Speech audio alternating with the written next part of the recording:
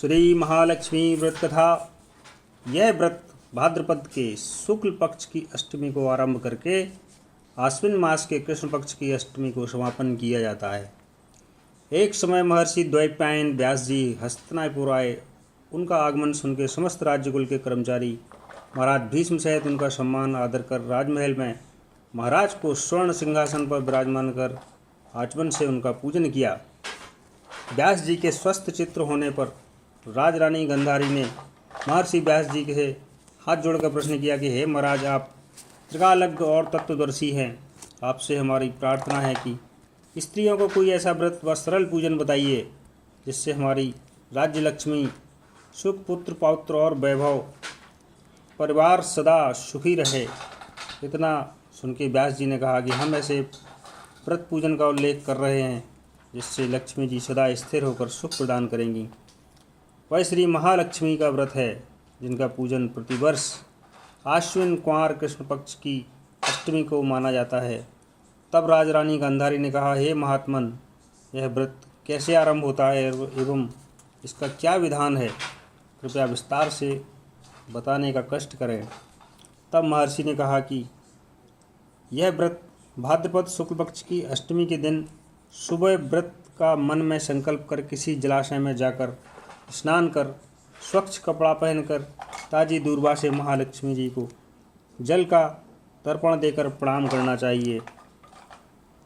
फिर घर आकर शुद्ध 16 धागों का एक गंडा बनाकर प्रतिदिन एक गांठ लगाना चाहिए। इस प्रकार 16 दिन का 16 गांठ का एक गंडा तैयार कर आश्विन माह की कृष्ण पक्ष की अष्टमी को व्रत रखकर मंडप बनाकर चंदोवा तानकर उसके नीचे माटी के हाथी पर महालक्ष्मी की मूर्ति स्थापित कर तरह तरह के पुष्पमालाओं से लक्ष्मी जी एवं हाथी का पूजन करके पकवानों और कई सुबासित पदार्थों का नैवेद्य समर्पण करें। और श्रद्धा सहित महालक्ष्मी व्रत करने से आप लोगों की राजलक्ष्मी सदा स्थिर रहेगी। ऐसा विधान बताकर व्यास जी अपने आश्रम को प्रस्थान कर गए। इधर समय अनुसार भाद्रपद मास की शुक्ल पक्षमी की अष्टमी से समस्त राजघरानों की नारियों ने व नगर स्त्रियों ने महालक्ष्मी व्रत का व्रत आरंभ कर दिया। बहुत सी नारी गांधारी के साथ प्रतिष्ठा मान हेतु व्रत का साथ देने लगीं। कुछ नारी माता कुंती के साथ भी व्रत का आरंभ करने लगीं और गांधारी जी द्वारा कुछ द्वेष भाव होने लगा। ऐसा होते होते 15 दिन के समाप्त होकर 16वें दिन जब आश्विन कृष्ण की अष्टमी का दिन आया, उस दिन प्रातःकाल से नगर नारियों ने उत्सव मनाना प्रारंभ किया और समस्त नर नारी राजमहल में गांधारी जी के यहाँ उपस्थित होकर तरह तरह से महालक्ष्मी जी के मंडप व माटी के हाथी बनाने सजाने की तैयारियां करने में जुट गईं। गांधारी जी ने नगर की सभी प्रतिष्ठित नारियों को बुलाने को सेवक भेजे, पर माता कुंती को नहीं बुलवाया और न कोई सूचना भेजी। उत्सव वाद्य यंत्र की धुन गुंजारने लगी, जिससे सारे हस्तिनापुर में खुशी की लहर दौड़ गई। माता कुंती ने इसे अपना अपमान समझकर बहुत रंज मनाया और व्रत की कोई तैयारी न की। इतने में महाराजा युधिष्ठिर, अर्जुन, भीम, नकुल, सहदेव सहित 5 पांडव उपस्थित हुए। तो अपनी माँ को दुखी और गंभीर देख अर्जुन ने प्रार्थना की कि हे माँ, आप इतनी दुखी क्यों हो? क्या हम आपके किसी दुख का कारण जान सकते हैं और दुख दूर करने में क्या आपके सहायक हो सकते हैं? आप हमको बताएं। तब माता कुंती ने कहा, बेटा, जाति अपमान से बढ़कर कोई दुख नहीं है। आज नगर में श्री महालक्ष्मी का व्रत उत्सव में रानी गंधारी ने सारे नगर की सारी औरतें उनको मान सम्मान देकर बुलाया, पर तुमसे ईर्ष्यावश मेरा अपमान कर उत्सव में मुझे नहीं बुलाया। तो पार्थ ने कहा, माता, क्या वह पूजा का विधान सिर्फ दुर्योधन के ही महल में हो सकता है? आप अपने घर में नहीं कर सकती? तब माता कुंती ने कहा, बेटा, कर तो सकती हूँ, पर इतना साज सामान इतनी जल्दी कैसे तैयार हो सकता है? क्योंकि गांधारी के 100 पुत्रों ने माटी का विशाल हाथी तैयार करके पूजन का साथ सजाया। कोई ऐसा विधान तुमसे न बन सकेगा और उनके उत्सव की तैयारी आज दिन भर से हो रही है। तब पार्थ ने कहा, हे माँ, आप पूजन की तैयारी कर नगर बुलावा फिरावें। मैं ऐसा हाथी पूजन को बुला रहा हूँ जो आज तक हस्तिनापुर वासियों ने कभी न देखा होगा, न पूजन किया होगा। मैं आज ही इंद्रलोक से इंद्र का हाथी ऐरावत जो पूजनीय है उसे बुलाकर तुम्हारी पूजा में उपस्थित करूँगा। आप अपनी तैयारी करें। इधर माता ने कुंती ने सारे नगर में पूजा का ढिंडोरा पिटवाया और पूजा की विशाल तैयारी होने लगी। तब अर्जुन ने सुरपति को एक ऐरावत भेजने का पत्र लिखा और एक दिव्य बाण में बांधकर धनुष पर रखकर दैवलोक इंद्र की सभा में फेंका। इंद्र ने बाण निकालकर पत्र खोला और पढ़ा। आश्चर्य से अर्जुन को लिखा कि हे पांडु कुमार, ऐरावत भेज तो दूंगा, पर वह इतनी जल्दी से स्वर्ग से कैसे उतर सकता है? तुम इसका उत्तर शीघ्र ही लिखो। पत्र पाकर अर्जुन ने पत्र में बाणों का रास्ता बनाकर हाथी उतारने की प्रार्थना लिख पत्र वापस कर दिया।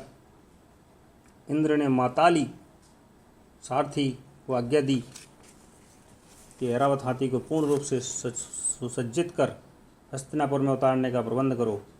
महावत ने तरह तरह के सामान और साज से ऐरावत को सजाया। देवलोक की अंबर झूल डाली गई। स्वर्ण की पालकी रत्न जड़ित कलशों से बांधी गई। माथे पर रत्न जड़ित जाली लगाई गई। पैरों में घुंघरू स्वर्ण मणियों से बांधी गई, जिनकी चकाचौंध पर मानव जाति की आंखें ठहर नहीं सकती थी। इधर सारे नगर में धूम हुई कि कुंती माता के घर सजीव इंद्र का ऐरावत बाणों के रास्ते से स्वर्ग से उतर कर आने वाला है। तो सारे नगर के नर नारी, बालक, वृद्ध और समस्त नगरजन की भीड़ ऐरावत को देखने एकत्र होने लगी। गंधारी राजमहल में इस बात की चर्चा की बड़ी चहल पहल मच गई। नगर की नारियां पूजन थाली ले लेकर भागने लगीं और माता कुंती के महल में उपस्थित होने लगीं।